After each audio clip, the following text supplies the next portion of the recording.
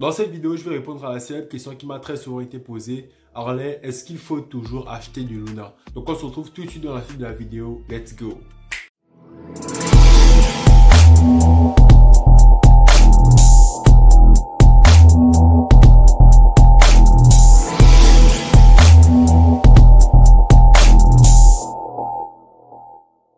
Bonjour à tous et bienvenue sur Crypto Afrique Future. Cette chaîne YouTube, on parle de crypto-monnaie en Afrique et on explique à toute la communauté comment les crypto-monnaies fonctionnent de façon simple et pratique. Donc si la thématique t'intéresse, n'hésite pas à t'abonner à la chaîne et surtout active la cloche de notification pour t'informer de toutes les prochaines vidéos qui paraîtront sur cette chaîne.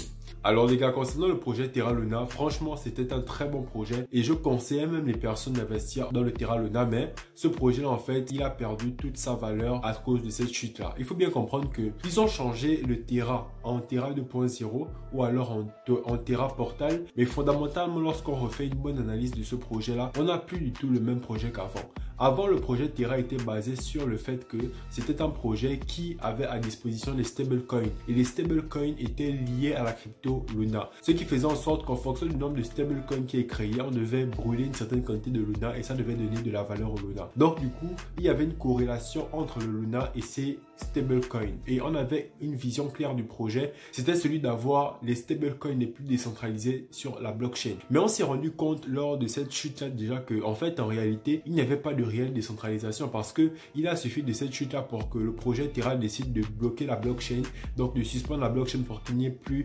d'interruption. Et lorsqu'on voit qu'un projet peut arrêter sa blockchain à tout moment, ça veut dire qu'il y a un très grand niveau de centralisation. Et donc en réalité, la décentralisation qui était très souvent vendue par ce projet en réalité n'existait pas. En réalité, ce projet était tout autant centralisé que les autres projets comme XRP, etc., etc.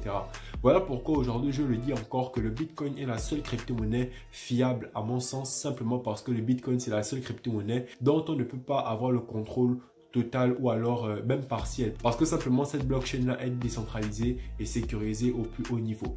Alors lorsqu'on parle du Terra Luna, on a directement un projet qui a perdu toute sa valeur lorsqu'il perd l'UST, simplement parce qu'aujourd'hui le Terra Luna n'est plus basé sur aucun stablecoin. Le seul moyen que ce projet reparte, c'est que le stablecoin UST revienne à son peg et que le projet reparte avec les mêmes bases avec lesquelles il a commencé. Mais malheureusement actuellement, on a juste en fait le projet qui s'est redirigé et qui s'est recroquevillé sur la communauté. Et les gars, ça c'est un gros problème parce que je vois beaucoup de personnes qui ont créé même une communauté qu'on appelle lunatique, et donc toutes ces personnes étant les lunatiques là investissent dans le Luna pour soutenir le projet.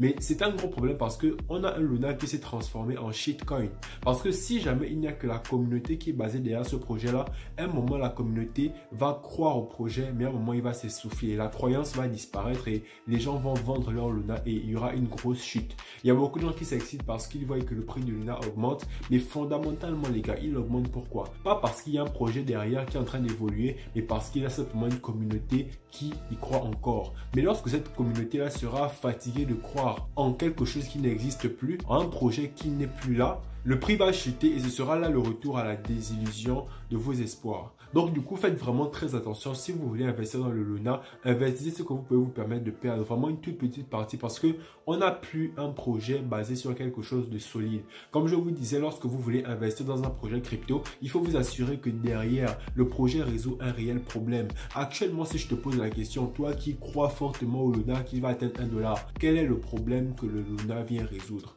Le nouveau Luna 2.0 qui a été lancé, quel est le problème qui vient résoudre? Si tu es capable de répondre à cette question-là de façon cohérente et pertinente, je te tire mon chapeau et je ne peux pas discuter sur le fait que tu investisses à l'intérieur. Mais si tu n'es pas capable de répondre à cette question-là, quel est le problème que le Luna 2.0 résout? Eh bien, ça n'a pas de sens que tu te lances et que tu t'obstines à vouloir investir tout ton argent ou alors à vouloir investir comme si on avait toujours le même Luna d'avant.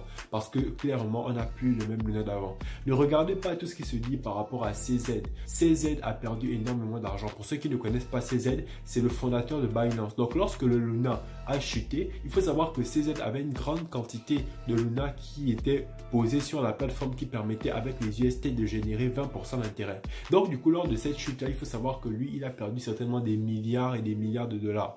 Donc, lorsqu'il incite les gens à vouloir investir sur le nouveau Luna qui a été créé actuellement, c'est simplement d'une certaine manière pour pouvoir récupérer de l'argent. Il faut savoir que tout ça, c'est le business. Les gens qui viennent sur la toile, les businessmen ne viennent pas pour vous aider. Ils viennent pour chercher leur profit. Arrêtez de penser pensez que c'est parce que quelqu'un vous donne l'impression qu'il veut vous aider que lui, il n'a rien à gagner derrière. Il faut vraiment faire très attention avec ça parce que on est dans un monde de requins. Et c'est ceux qui sont les plus malins qui se font le plus d'argent et qui réussissent. Donc du coup, lorsque CZ incite les gens ou alors lorsqu'ils vous invitent à investir dans le Luna, ce n'est pas un signal que voilà, il faut investir parce que ça va atteindre $1. C'est pas du tout un signal. Au contraire, c'est un moyen justement d'attirer le FOMO pour que les gens qui n'ont pas investi aient l'impression qu'ils ratent quelque chose. Et au final, lorsque ces personnes vont investir, bon, on aura un prix qui va chuter et les gens ne vont rien comprendre.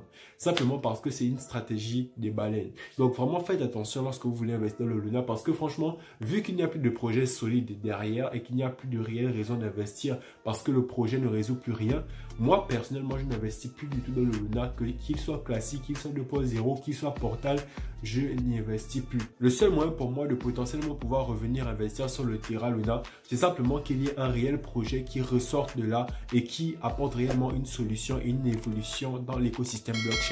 On a aujourd'hui, à cause de cette chute-là, une démonstration que la méthode des stablecoins algorithmiques ne fonctionne pas. Parce qu'on a le DAI jusqu'à présent qui tient. Pourtant, le DAI, c'est un stablecoin décentralisé. Et même là encore, qu'est-ce qui nous dit qu'il n'est pas centralisé comme le Terra l'était? Parce qu'ils prétendent tous être décentralisés, parce que c'est le rêve que veut vendre la crypto-monnaie.